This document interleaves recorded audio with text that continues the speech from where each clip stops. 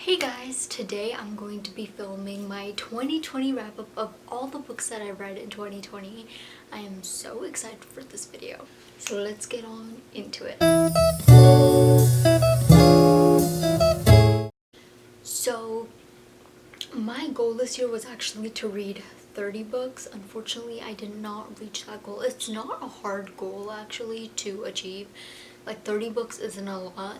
I kind of got lazy first half of 2020, and when like lockdown hit and quarantine started happening and everything like that, I just kind of spent a lot of my time just watching Netflix and just being on my laptop all the time, and it was just not good. So then second half I was like, okay, I need to pick it up again, and then I did.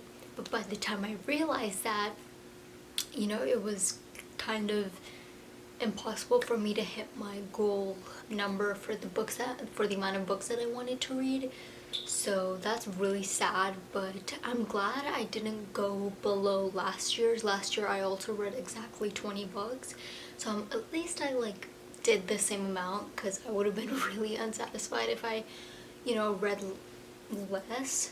But yeah, okay, so let's get on into the first book. The first book of 2020 that I read was A Court of Wings and Ruin. This is the third book in the Court series.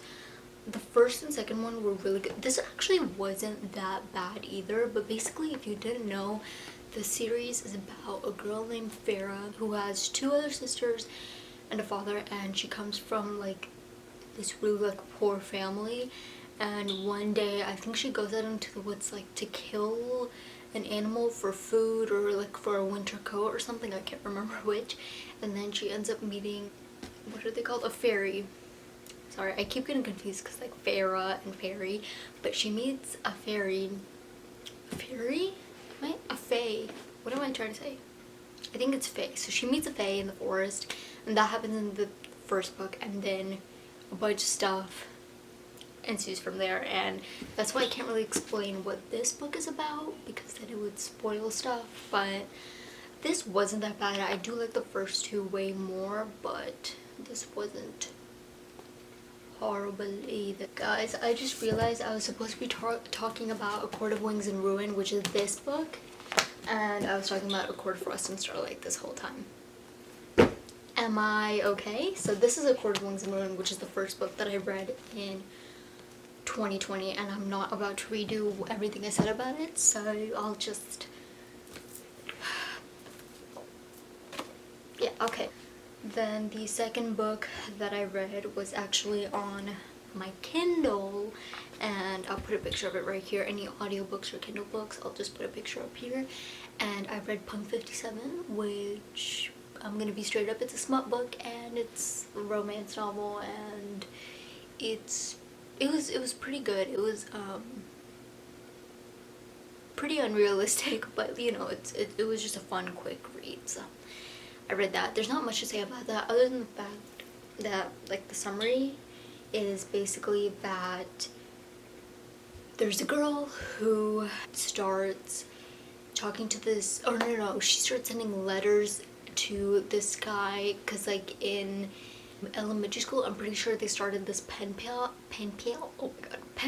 thing in their class, and it was just like the whole class just started it, and it was just like for fun, like just send a letter to someone. And so, but they got their pen pals assigned, I think, and so she got this boy, and then all the other kids, like they stopped writing letters and stuff, but they both just kept it going because they understood each other so well. And so as they grew up, they made a deal to not look each other up on the internet or anything like that, or on social media. And then they like start liking each other, and there's like a period of time where their letters kind of stop, and like you'll figure out why, and then they finally meet each other in person somehow. Not a spoiler, like you kind of expect it to happen. And you know, there's some backstories and and stuff from there. So some romance builds up, so that's what that's about. The third book that I read in 2020 is Milk and Honey by Rupi Kaur. I got this as a gift from a friend, and I've always wanted to read a book by Rupi Kaur because I'm not into poetry, but her poetry seems like is really nice, and I've read some on her Instagram, and her doodles are just so pretty, and she's a brown girl, so I gotta support her. Also, her poetry is pretty straightforward to me, so it's just so much easier to understand, but it's still meaningful, so I really wanted to read it, and there were really, really beautiful poems in here. Some super deep stuff, so trigger warnings for pretty much everything, to be honest. So yeah, but that was a really, really great book, and like the doodles in here are just amazing. Like, look at that. It's gorgeous. So yeah, pretty incredible book. Then for the next book, I read Becoming by Michelle Obama, and I want to say this was my favorite thing that I read in 2020. It was so good. It took me a while to read. I'm not really sure why. I thought I would have binge read it, and I didn't really take a break from it or anything, so I kind of did binge read it, but it just took me a while to read. Not because it's hard to understand or anything. Maybe it's just because it's actually just a thick book, but this was amazing. There's so much to learn from this woman. She's incredible, and her history and her childhood and her relationship with Barack and her kids and her position in the White House and everything she's done for herself, for her family, her career is just stunning, and it's like I'm obsessed. Like, her motivation is incredible. It is so inspiring. She just works so hard to get where she's gotten, and she's just such an intelligent person that it's amazing to read this. So if you want to know what that's about, I'm pretty sure it's self-explanatory, but it's just about Michelle Obama's life from her childhood to, you know, the ending of Barack Obama's presidency and her leaving the White House, and it's just such an eye-opening read. So yeah, pretty incredible. Little Fires Everywhere by Celeste. Did I watch the no, I read this before I watched the Hulu show, and I will say I'm a bigger fan of the book.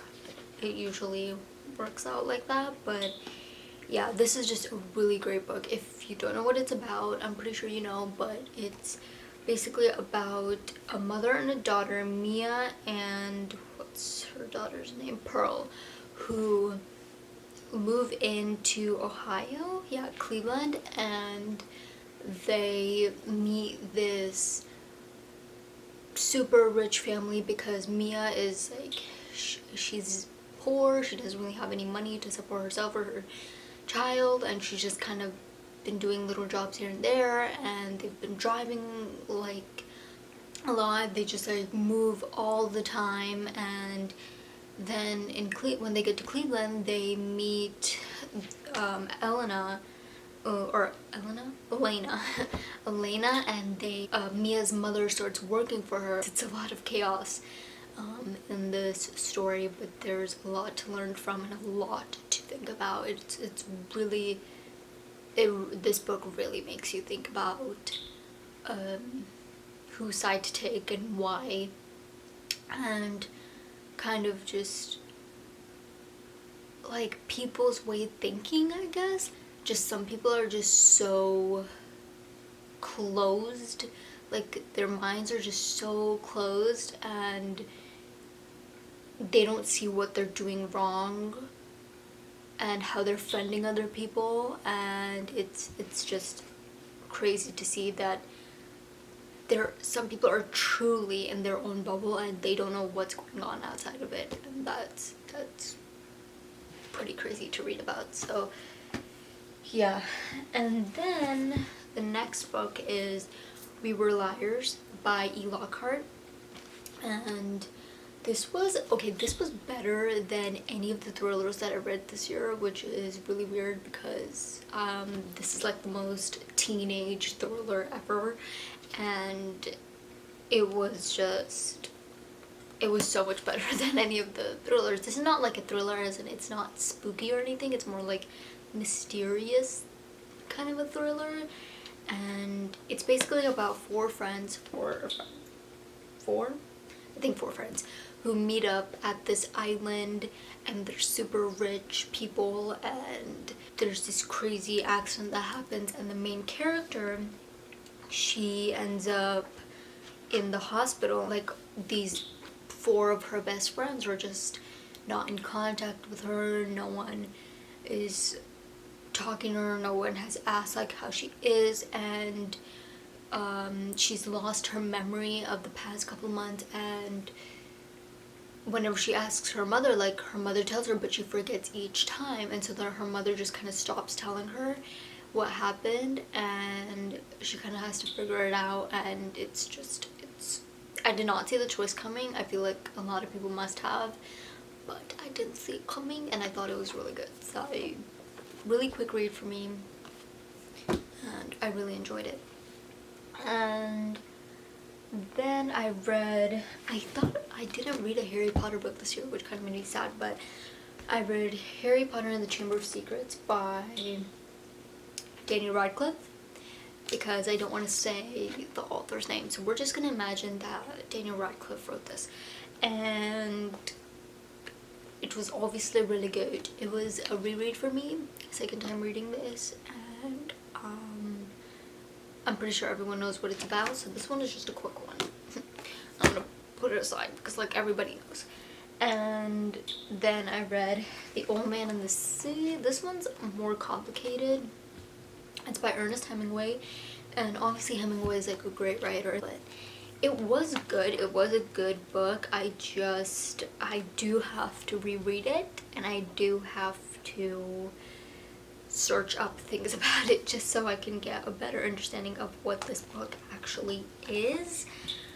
But it's basically about an old man, and he's trying to get a really great catch, like a fish. Like, he's trying to get a really good fish because like he's just been fishing for his whole life, and he's just never had like this really great catch and this experience, and so it's like his lifelong story of this, and he sets out on a boat for 84 days to, you know, get this catch, and comes back empty-handed.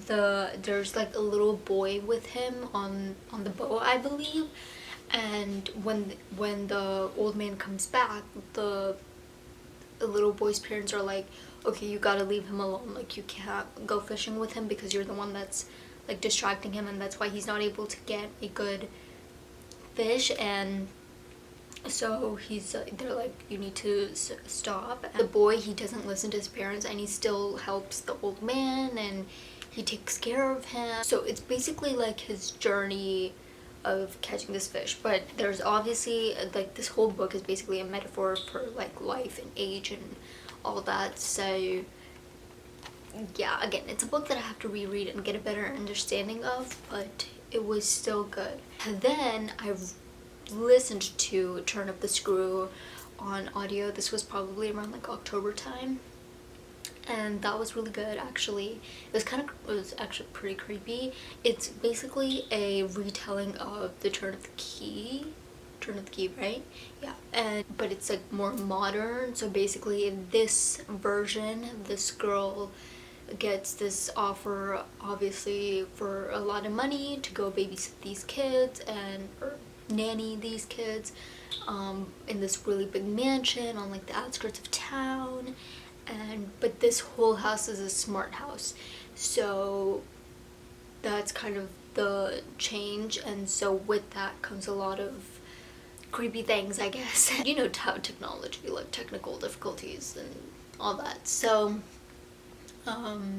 it's kind of like story of nannying these kids and her hearing all these strange things in the house and finding out all these things about the parents. And this one kid acts really strange, and they all have different personalities and attitudes and behaviors. And yeah, the ending was like, I wasn't like shocked because,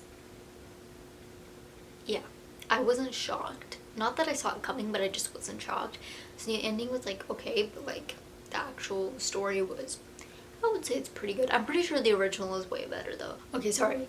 What I read was Turn of the Key, and the older version is The Turn of the Screw. So The Turn of the Key is written by Ruth Ware, and then the next book that I read is White Fragility by DiAngelo, and this was also good. This is basically about white fragility, you know, like it's why white people are so fragile, for lack of a better word, like when it comes to confrontation and educating them, and whenever we tell them what they did wrong, they become really defensive. And it's basically about that, and there are stories in the middle and stuff like that. So it was good. Not my favorite book about Black lives and educating white people, but it was still pretty good. It was just very repetitive, and obviously this book was written by like a white person, so I don't know, as a person of color, I guess I can see some faults in it, but I would still recommend it, basically, is what I'm trying to say, because it still made the points that needed to be made. So that's what I would say about that. And then I read the next book on audio too, and I kind of wish I didn't. I wish I read it on my Kindle, but it's The Unhoneymooners by Christina Lauren. Basically, there's this girl and this boy, right? And I never remember these characters' names. Olive and Ethan. And basically Olive's sister Amy is going to get married, but then everyone eats this like fish or something, I don't even freaking remember, but that gets everyone sick, and so they can't go on their honeymoon, the bride and the groom. Yeah, that makes sense.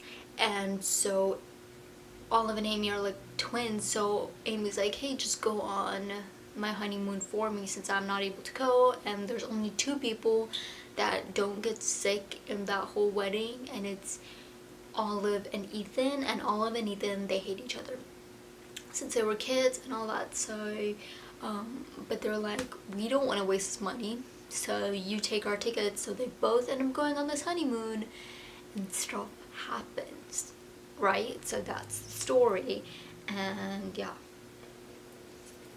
that's that. And it was pretty enjoyable, and it was really quick, but I just wish I read it physically because it was kind of awkward for me to listen to a romance book on audio, to be honest. So yeah, I think it's a great summer book to read, like a good beach read or something like that. But yeah. And then the next book that I read was The Hate You Give by Angie Thomas, and this was obviously great. I actually watched the movie before I read the book, and I wasn't really planning on reading the book, if I'm gonna be completely honest. After watching the movie, I was like, I think the movie makes its point, and I don't really think like reading the book will like add anything, because the movie just put all the main points in there, you know what I mean? And so I was like, is there any point reading the book? But I still read it, and let me tell you, I'm happy that I did, because there is way more detail obviously in the book and stuff like that. And the movie was pretty accurate to the book, so yeah. But such a great book. If you don't know what it's about, it's basically about Star. Star is she goes to a party one night, and she went to one school, then she transferred to another school because her parents thought it was more safe to be in this one specific neighborhood, and so she goes to a private school in that neighborhood, and they wanted their daughter to have a good education. So then Star, she always goes to the neighborhood that she grew up in, because all her family friends and uncle and aunt and everyone is there. So she goes to that neighborhood and she gets invited to this party, and she meets all her, you know, childhood friends, and she like catches up with them. And then she sees this one specific friend that she was really good friends with as a child, obviously, but they have a little something between them. And then that friend is like, hey, like, this party's kind of a bust, you want to, like, do you want to drive around, or like, do you want me to drive you home, or something like that? I don't really remember, but he is driving her, and then they get pulled over for no good reason. To be honest, it might have been because they were speeding, but like, I don't even really think it was that. But whatever the reason was, it just shouldn't have gone to the, like, it shouldn't have gone how far it did go. Basically from there's this white cop who shoots the friend, I keep forgetting his name, Khalil, who shoots Khalil, and it was just like all for no good reason. Just no, like, it just didn't need to be. I mean, like, shooting anyone is just like, it shouldn't happen. So there's good reason, it's like not even, there's no good reason for shooting anyone, but yeah, good just shouldn't be the word that needs to be used. But it was such a frustrating read. And yeah, from there you can see how the black community, you know, reacts to the situation, and educating white people. And Star has a white boyfriend, so, and white friends in this private school that's where majority of the people are white, and she needs to, like, some people are just not taking this seriously, and she needs to, like, step up to them, and she needs to confront them and be like, hey, this is not just something where you skip a class to go to a protest, you know, that's not, it's more than that. And so, like, yeah, it's just, it was really emotional, and it was also really frustrating to read. So yeah. Then I read The Adventures of Huckleberry Finn by Mark Twain. So this is obviously a classic, and basically about Huckleberry Finn, who tries to escape from his abusive alcoholic father, and he fakes his own death, and he builds this, like, boat. Does he build it? I don't remember actually, but he just flows onto this, like, raft onto this boat, and he just goes down the Mississippi River basically, and he just escapes, and he fakes his death. And he does that with this runaway slave whose name is Jim. There's just things that happen along that journey, along his escape, that are kind of crazy. And they meet, like, many different types of people, from slave hunters to aristocrats and thieves and, like, girls and all that. So there's just a lot in that book. But when I was reading it, I was like, I don't know if I'm into this, because there's obviously a lot of offensive things in it, because it's Mark Twain and he's white, and it was written back in the day, so white authors thought they could write the N-word every other sentence and think that it's okay. So it was really uncomfortable reading that. But I guess, like, the idea of the story was entertaining, but yeah, it's not like I'm gonna say that it's, like, a great book or anything, because there are some offensive things in it, a lot of offensive things in it. So yeah. And then I also listened to this book on audio, and it's Turtles All the Way Down by John Green. This was really, really good, actually. It was like 4 out of 5 stars, I would say. And I was going in with kind of low expectations for some reason, but it was pretty flipping good. I think Russell Pickett, like, there's like, he dies or something, so there's like mystery going around town, and if anyone figures out something, they get money for it. And Asa is wants this money for, I forgot, what was it, like college or something, I don't know, but she wanted this money for some reason. And so her and her friend, I think it's like Isabella, and or no, it's not, where the frick did I get Isabella from? It's Daisy. Her and her friend Daisy, they go on this like whole mystery journey together to figure out what happened to this Russell Pickett guy. And in that time they meet like Asa's older, I think he was like her childhood friend, who is Russell Pickett's son. And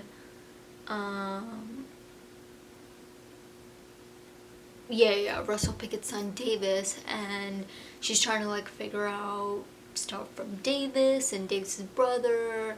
And then you figure out like Russell Pickett, this billionaire, wasn't who he thought he was, because she's talking to the son Davis, and Davis is like, he wasn't that great of a father. And there's also this talk about, I think she has OCD, and so there's a lot of talk about like mental illness and stuff like that. And it was really interesting to hear about OCD, because there's not a lot of fictional books about it. I'm sure there's a lot of non-fiction books out there, but like nothing that blew up and like went really big, is really popular. And also whenever people talk about OCD, they talk about it in a really casual way, and it's just like, dude, it's more serious than that. And it's not okay to make jokes about it and be like, oh my gosh, I need to have like all velvet hangers, I have OCD. It's like, dude, that's not even close to what OCD is. It's like, come on. So yeah, so it was really, really interesting to hear about OCD. So yeah, and obviously the mystery element to the story was really interesting as well. And I like how John Green does that. He adds like, there's always some sort of like mental health talk with a side, like not a side story, but like a story that kind of intertwines with it. Like even Looking for Alaska, she was depressed and it was that, but then there was also this like mysterious element to like what happened to her that one specific night, and all these events leading to that one specific night. So where was I? I was talking to you guys about Turtles All the Way Down, which I was talking to you about how it was really interesting to learn about OCD in a real way. And I like how John Green always incorporates mental health and a certain mental health illness, and then he incorporates it into the story where it doesn't really glorify the problem, but the mental health issue, but it obviously like makes the reader interested in the story. Because if there was no story to the book, then it would just be a nonfiction book about OCD or a nonfiction book about depression or whatever. He even did that with Fault in Our Stars, where he spoke about cancer, but there was a love story intertwined into it. So I like how he does that, and I guess that's kind of his writing style as well, and I don't mind it. I like the stories, especially because his stories are also pretty unique, I would say. So it's not like I read the same things all the time. I haven't really read any of his older things like Let It Snow. I've heard that that's really, it's just not good, and it's really different to how he is now. Like he's really open-minded now, and he's educated himself, and I guess people have educated him, and he's learned a lot of things, so he writes better in his more recent books. But stuff like Let It Snow, I haven't read An Abundance of Catherines or anything like that, but yeah, I like his recent books a lot. I also read A Court of Frost and Starlight, which you guys already saw in the beginning of the video where I was supposed to show A Court of Wings and Ruin. But yeah, I read A Court of Frost and Starlight, which I'm not really going to explain what that's about because I would be ruining whatever happens in the series for you guys. But I would say that this was probably my least favorite book in the series. I think the Court series is supposed to be a trilogy though. I'm not really sure like why she just randomly added this on, but this is probably my least favorite book out of all of them. Not because of the fact that there's no super intense like wars or you know stuff like that in it. It's honestly, I was excited to know like what these fays do in just their downtime and what's going on, but there's nothing super interesting that happens, so I was like, yeah, I can't say because it would be spoiler-ish, but yeah, it just wasn't, it was like, I guess entertaining, but I didn't really care for the book, so yeah. And then I read, or I listened to I'm Still Here by Austin Channing Brown. This is probably my favorite book about Black lives that I read because her audiobook, she narrated it herself, was really good. She read slow, not like boringly slow where you kind of fall asleep to it. It's not like that. It was just slow and digestible, and the stories were personal and you could learn from them, and it was just really interesting, and it wasn't too repetitive. The lessons were pretty diverse, so if a white person was reading this, they would get a lot out of this book. And yeah, it was just a good book, so I would recommend this a lot. And then I also listened to The Subtle Art of Not Giving a Fuck, which, well, who is this by? Mark Manson, I think. Which, it was good, but I was hoping it would like really change my way of thinking because I do care too much about what people think about me. Sometimes more than others. It depends. So I really hoped that this would like really change my way of thinking, but it did a little bit, but like at the end his thing was actually to give a crap. His lesson at the end, it was, he flipped it, and the book is not what I thought it was. I thought it would be more about like confidence and stuff, but yeah, I don't know. It was a good read, but I'm glad I didn't like buy the book or something. But yeah, so that was that. And then I read Gone Girl by Gillian Flynn. I read this physically. Anything that I'm holding up, I read physically. I didn't love this book. I didn't hate it. Like, compared to Girl on the Train, this was better. Not that it's by the same author, but, you know, domestic thrillers, you know. But it was just, I didn't know what to think because the way that the female character was written, I feel like it kind of fed into that stereotype of being that crazy ex-girlfriend. But then he was like, the husband, Nick, was also just as crazy, so it's like, you know, but then he just like was so horrible to her that it was kind of like, okay, good for her, you know, like, I don't know how to explain it. It wasn't exactly empowering, honestly, and I wasn't being judgy towards her or anything because at times I would take her side and then at times I wouldn't take her side, so it wasn't anything like that. But I'm wondering if it's just society's like construct just being fed into my mind and me picturing her as this crazy wife. I don't know. It's, yeah, it's kind of crazy, but it was entertaining. I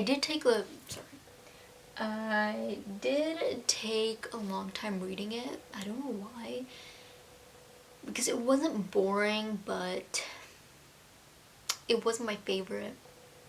But I would say, like, read it if you're that curious. maybe don't buy it. I think Gillian Flynn's other books are much better, like Sharp Objects and stuff like that. So I'm gonna have to check out her other work.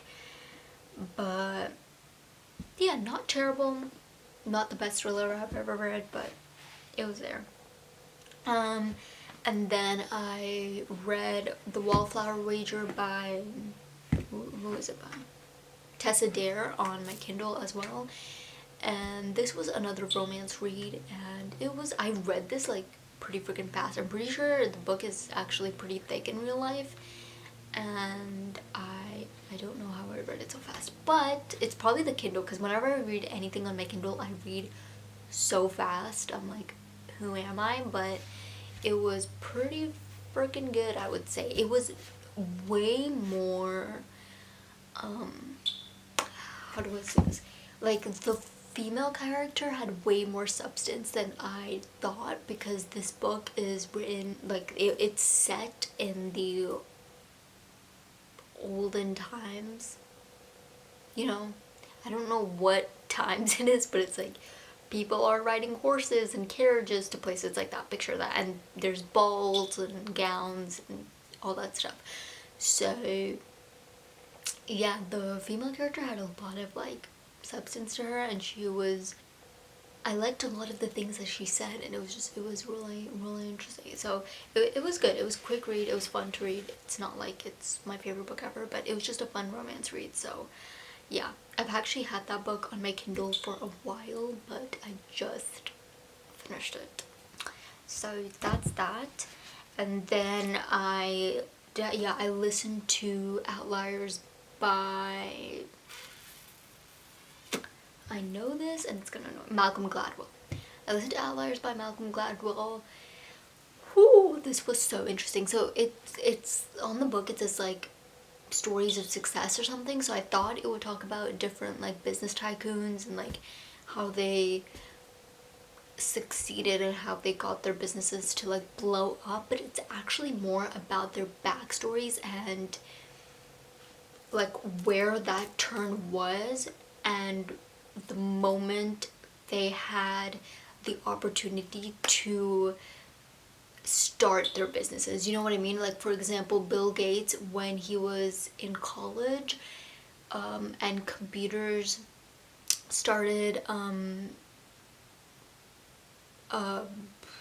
entering college, like when colleges started getting computers into their universities for students to use, they had time limits for certain students had time limits on these computers.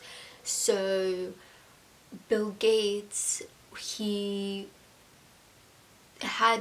figured out a way to get more time on the computer, so he just spent so much time on these computers and no one even knew that he was doing that because he like hacked the system or something. But that's when, like, because he had this advantage over other kids to spend all this time on computers right when computers were entering colleges and things like that, that's how he had the advantage to create Microsoft and, you know, become so wealthy. Because if any other kid had that opportunity, then they probably would have, you know, found a way to create some amazing software like he did and also become wealthy. So, you know, it's because of that. So it was interesting in that way, but it's just not what I expected. But I guess that's on me for not reading summaries. I just know that it's like a really popular book for like business readers, and I'm a business major, so, and I'm trying to start reading more business books, so I thought I would give it a read, and it wasn't what I thought, but it was still interesting actually, so I would say give it a read. And that's it, you guys. That's all the books I read in 2020. So comment down below any books that you guys read, your top favorite books in 2020, so that I can add them to my list this year. This year I'm actually hoping to achieve my 30 books goal. By the way, Happy New Year. So yeah, I hope I can do that. But thank you guys so much for watching, and I will see you guys in my next video. Bye!